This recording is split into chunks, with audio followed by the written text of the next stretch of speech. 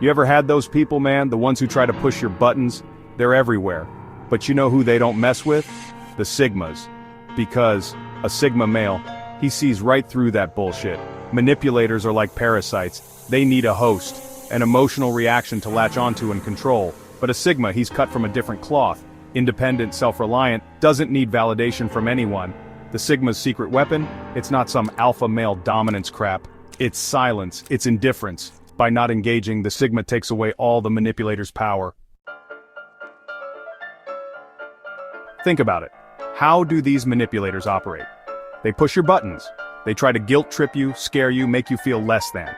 And they're looking for a specific reaction. Anger, sadness, defensiveness. Anything to show them they've got you hooked. They need that emotional response like a drug. It's how they get their fix, how they assert control. They want to see you squirm, get flustered, break a sweat.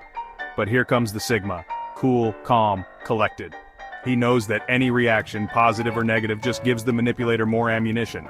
So what does he do? Nothing. He just observes, analyzes, and lets the manipulation roll right off him. It's like watching a snake try to hypnotize a statue. This is where the Sigma's strength really shines through. He understands that emotional detachment is his superpower. It's like having an invisible shield that deflects all the bullshit.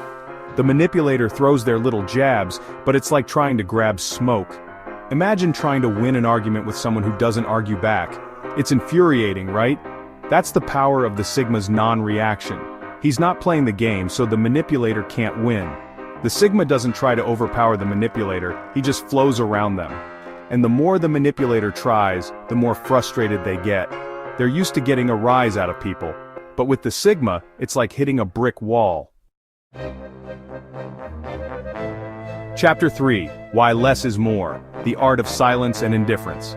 We live in a world that's constantly demanding our attention, our energy. Everyone's yelling, trying to get a reaction. But the Sigma, he understands the power of silence. It's not about being passive, it's about being deliberate with your energy. Silence makes the manipulator uncomfortable because they can't read you. They don't know what you're thinking, what your next move is going to be. This uncertainty is their downfall. They're so used to being in control that when they're met with silence, it throws their entire game off. And the Sigma, he just sits back, watches the show, and lets the manipulator dig their own grave. Chapter 4. The Manipulator's Ultimate Weakness, Self-Destruction. Here's the thing about manipulators. They're fundamentally insecure. They need to control others because they can't control themselves. So when they encounter someone who's completely impervious to their tactics, it triggers a meltdown. They can either double down, try even harder to get a rise out of the Sigma, which just makes them look even more desperate, or they can cut their losses and move on to an easier target. Either way, the Sigma wins. He's exposed the manipulator for what they are, and he's done it without lifting a finger.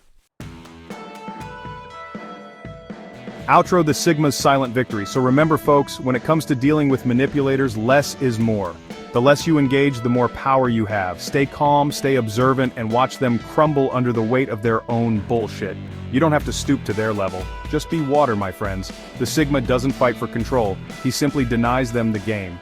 And if you want to learn more about mastering your own inner Sigma, make sure to subscribe to the Sigma Summit channel.